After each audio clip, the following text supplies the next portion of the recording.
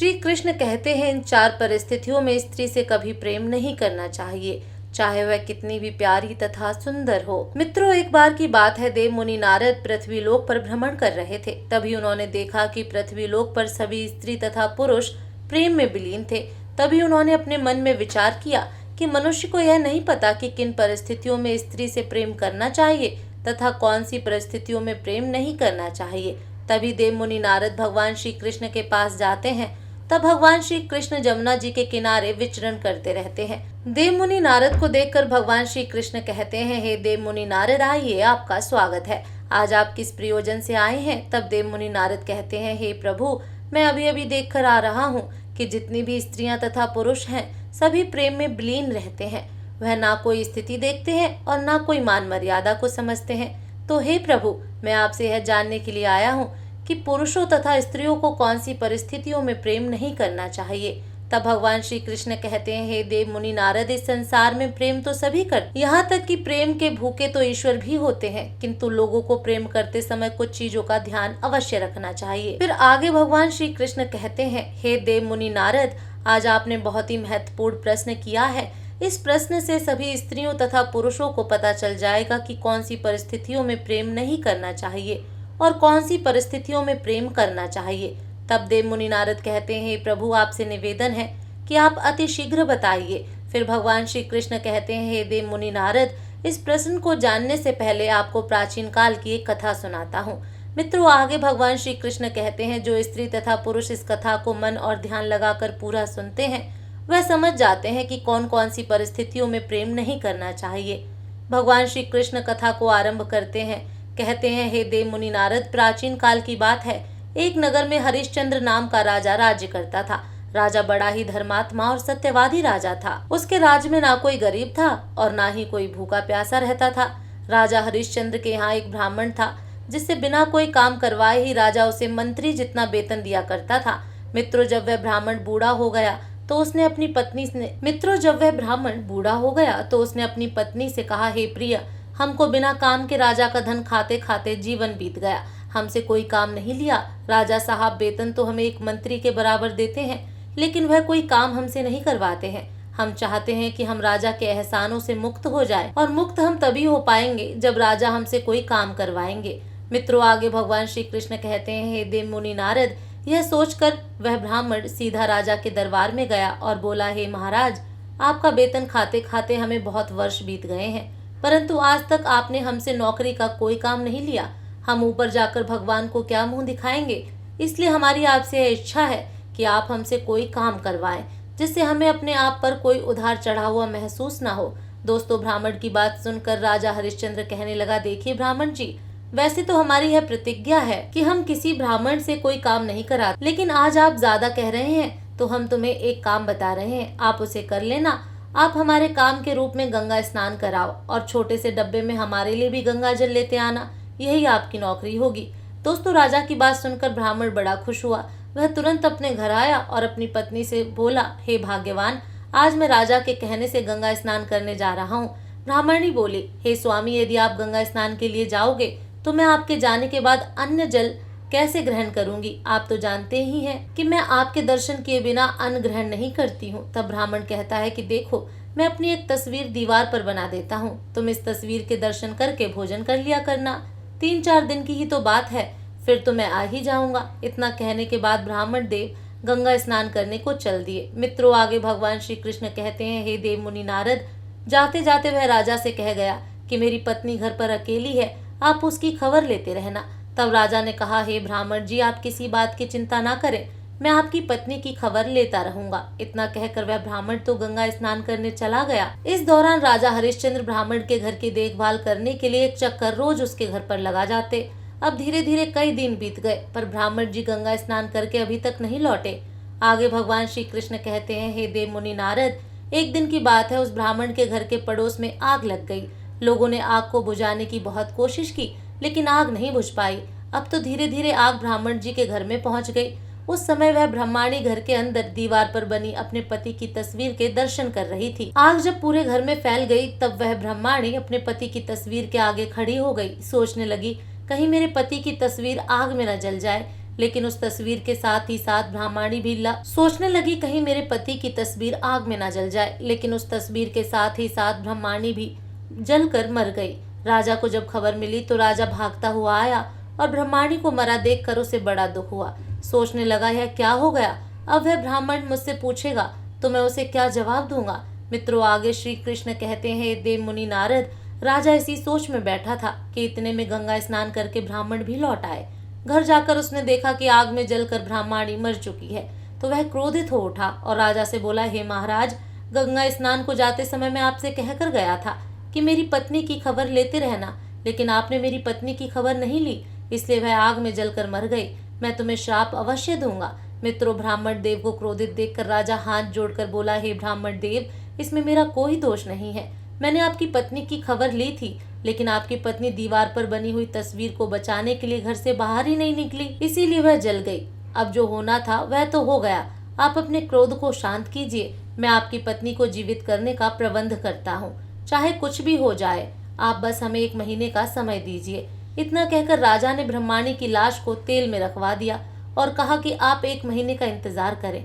राजा हरिश्चंद्र अपना राजकाज मंत्री के भरोसे छोड़कर अमृत की तलाश में चल दिए। कई दिनों के बाद चलते चलते राजा एक गांव में पहुंचा। वहां घर के द्वार पर चबूतरा बना हुआ था। विश्राम करने के लिए राजा उस चबूतरे पर बैठ गया। उस घर में एक बूढ़ी माँ और बहू 2 प्राणी रहते थे। बूढ़ी माँ का बेटा बहुत दिनों से काम के लिए बाहर चला गया था, लेकिन जब से वह गया तब से घर लौट कर नहीं आया था। मित्रों, आगे भगवान श्री कृष्ण कहते हैं, हे देव मुनि नारद, बूढ़ी माँ का बेटा देखने में एकदम राजा हरिश्चंद्र की तरह लगता था। राजा को द्वार पर बैठा देख वह स्त्री उन्हें अपना पति समझ बैठी। उसने अपनी सास से कहा, माँ, द्वार पर बैठा व्यक्ति ऐसा लगता है जैसे वह हमारा पति हो। यह सुनकर के बूढ़ी माँ भी दौड़कर घर से बाहर द्वार पर आई और राजा को ही अपना बेटा समझकर उससे लिपट कर रोने लगी। कहने लगी, बेटा, तू इतने दिनों तक कहाँ था? तेरी याद करते करते तो मैं बूढ़ी हो गई और बहू भी दिन रात तेरे बारे में सोचकर व्याकुल रहती थी, पर तूने आज तक हमारी खबर नहीं ली। उस सास और बहू की बातें सुनकर राजा गहरी सोच में पड़ गया कि कैसी भला मेरे गले पड़ गई। मैं तो अमृत की तलाश में निकला था, पर यहाँ किस मुसीबत में फंस गया हूँ। राजा ने उन्हें समझाया कि देखो, मैं तुम्हारा बेटा नहीं हूँ, तुम्हें धोखा हो गया है, तुम्हारा बेटा कोई और है। तुम अपने बेटे का पूरा हाल मुझे बताओ, मैं तुम्हारे बेटे को ढूंढ कर लाऊंगा।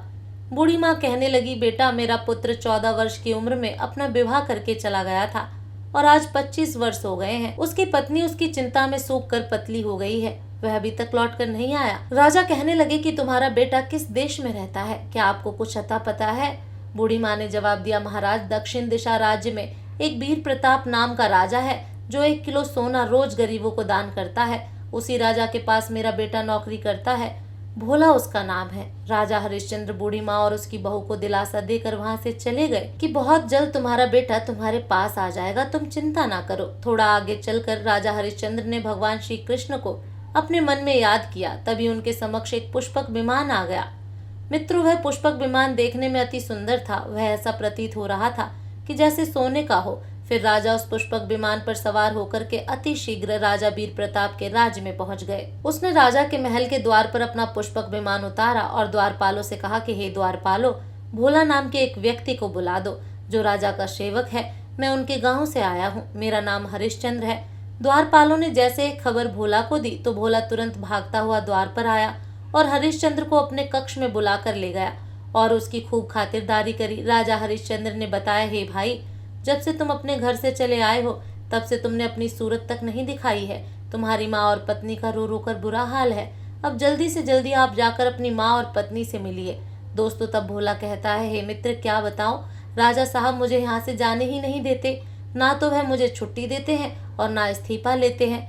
मैं क्या करूं? राजा हरिश्चंद्र कहने लगे, कोई बात नहीं, तुम राजा से कहना कि मैं घर जा रहा हूँ, मेरे बदले मेरे स्थान पर मेरा भाई काम करेगा। भोला ने वैसा ही किया। उसने राजा को जाकर सारी बात बता दी कि गांव से मेरा भाई आया है, मेरी पत्नी और माँ की तबीयत खराब है, मेरे स्थान पर मेरा भाई आपके यहाँ काम करेगा और 1 महीने के बाद मैं वापस आ जाऊंगा। राजा ने उसकी मांग स्वीकार कर ली और उसे घर जाने की अनुमति दे दी। अब भोला की जगह पर राजा हरिश्चंद्र काम करने लगा। वह रोजाना रात्रि में राजा के कक्ष में पहरा देता था। मित्रों, आगे भगवान श्री कृष्ण कहते हैं, हे देव मुनि नारद, दुनिया में अच्छे लोगों की भी कमी नहीं है जो दूसरों का दुख दूर करने के लिए अपनी जान की बाजी लगा देते हैं। राजा हरिश्चंद्र स्वयं एक राजा होकर भी दूसरे के स्थान पर नौकरी कर रहे थे। वह राजवीर प्रताप हर रोज आधी रात के समय नगर से बाहर एक देवी के मंदिर में जाता था। वहाँ एक गरम तेल की कढ़ाई रखी थी और वह देवी राजा वीर प्रताप को पकड़कर उस तेल की कढ़ाई में डाल देती थी। जब वह उसमें जल जाता था तो वह उसे निकाल कर खा जाती थी और उसके बाद उसकी हड्डियों को इकट्ठा करके उन पर अमृत छिड़क कर उसे जीवित कर देती थी और उसके बाद 1 किलो सोना देकर उसे वापस भेज देती थी। राजा अगले दिन वही 1 किलो सोना गरीब को दान में दे देता था। एक दिन राजा हरिश्चंद्र ने सोचा कि राजा इतना सोना कहाँ से लाता है, इसका पता लगाना चाहिए। अब तो आधी रात के वक्त जब राजा वीर प्रताप देवी के मंदिर में गए तो पीछे पीछे राजा हरिश्चंद्र भी चले गए और छिपकर सब घटनाक्रम को देखते रहे। सोचने लगे, अरे वह इतना कष्ट उठाकर राजा सोना प्राप्त करता है और उसे दान भी कर देता है, क्यों ना इस राजा का कष्ट हमेशा के लिए दूर कर देना चाहिए।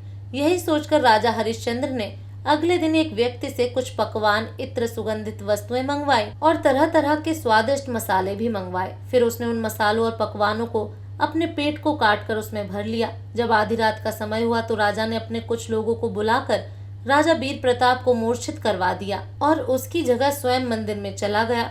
रोज की तरह देवी ने उसी तरह पकड़कर उसे भी तेल की कढ़ाई में पटक दिया। जब राजा तल गया तो देवी ने उसे निकालकर खाना शुरू किया। फिर आज तो उस देवी को हर दिन से अधिक स्वादिष्ट मांस लग रहा था। उसे पूरा खाने के बाद देवी ने उसकी हड्डियां एक जगह पर रखी और उन पर अमृत छिड़क कर उसे जीवित कर दिया।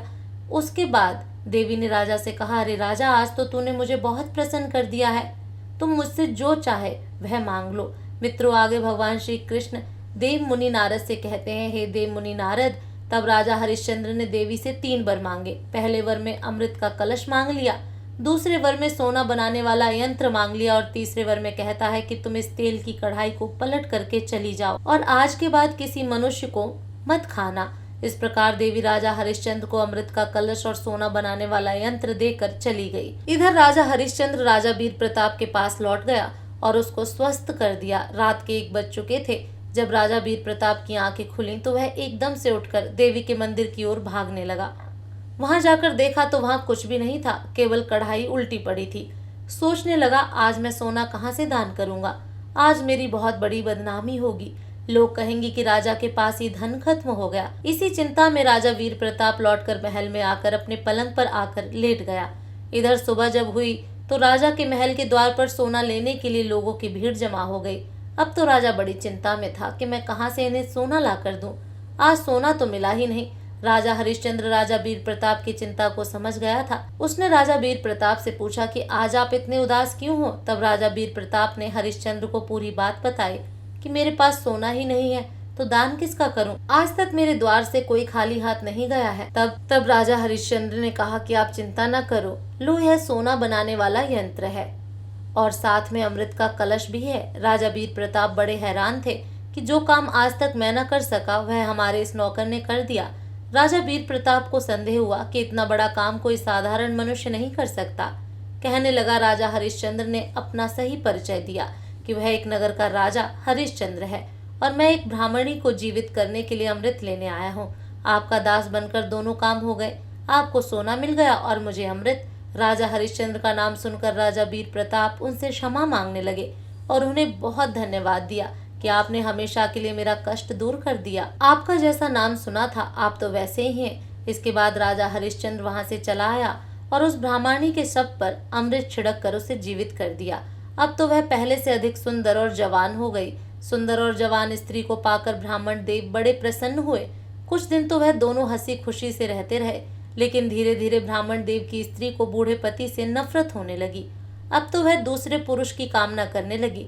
मित्रों, आगे भगवान श्री कृष्ण कहते हैं, हे देव मुनि नारद, पति से प्रेम करने वाली पतिव्रता स्त्री तो वह पहले वाली स्त्री थी जो आग में जलकर मर गई थी। जीवित होने के बाद जब वह जवान हो गई तो उसके भाव विचार पतिव्रता वाले नहीं रहे, लेकिन ब्राह्मण देव को तो यही लगता था कि यह उनकी पहले वाली ही औरत है। ऐसा सोचना उनकी भूल थी। उनकी स्त्री ने पड़ोस में रहने वाले एक युवक से प्रेम कर लिया। एक दिन वह स्त्री अपने प्रेमी के साथ घर में ही थी। उसी समय ब्राह्मण देव घर में पहुंच गए। अपनी पत्नी को दूसरे पुरुष के साथ देखकर उस ब्राह्मण ने उसे बहुत डांटा, परंतु उसके स्वभाव में कोई बदलाव नहीं आया। और बदलाव आता भी कैसे, ब्राह्मण तो बूढ़ा था पर उसकी पत्नी जवान थी। एक दिन वह स्त्री अपने पति को भोजन में विष की औषधि देकर अपने प्रेमी के साथ एक दूसरे नगर में चली गई। इधर उसके पति ब्राह्मण की खाने में विष मिलने के कारण से उसकी मृत्यु हो गई। जब हरिश्चंद्र राजा ने उसे ब्राह्मण की मृत्यु की खबर सुनी तो उस राजा ने उस अमृत का कलश लेकर आए और उन्हें जीवित किया। मित्रों, आगे भगवान श्री कृष्ण कहते हैं, हे देव मुनि नारद, फिर उस राजा ने उस ब्राह्मण को समझाया, ब्राह्मण देव, जो आयु आपकी भगवान की पूजा पाठ तथा भजन करने की है, उस आयु को आप स्त्री के प्रेम में लगा रहे हैं। मित्रों, फिर भगवान श्री कृष्ण कहते हैं, हर कर्म की एक निश्चित समय सीमा होती है। उसी आयु तक सब कर्म उचित होते हैं। जवान स्त्री को पाकर आपको तो खुशी हुई होगी, पर आपको पाकर उसे बिल्कुल भी प्रसन्नता नहीं हुई होगी। विवाह संबंध मित्रता सदैव समान आयु वालों में ही करने चाहिए। हो सकता है भगवान ने आपको धर्म के मार्ग पर लाने के लिए आपके साथ ऐसा किया हो, आपको ईश्वर की भक्ति में जोड़ने के लिए ऐसा किया हो। मित्रों, प्रेम से कभी किसी का मन नहीं भरता है। जितना आप प्रेम में विलीन होंगे, प्रेम की अग्नि उतनी ही प्रज्वलित होती चली जाएगी और एक दिन यह प्रेम आपको ही समाप्त कर डालेगा। मित्रों, आगे भगवान श्री कृष्ण कहते हैं, हे देव मुनि नारद, अब तुम्हें तुम्हारे उन 4 प्रश्नों के उत्तर बताते हैं कि कौन सी 4 परिस्थितियों में स्त्रियों से प्रेम नहीं करना चाहिए।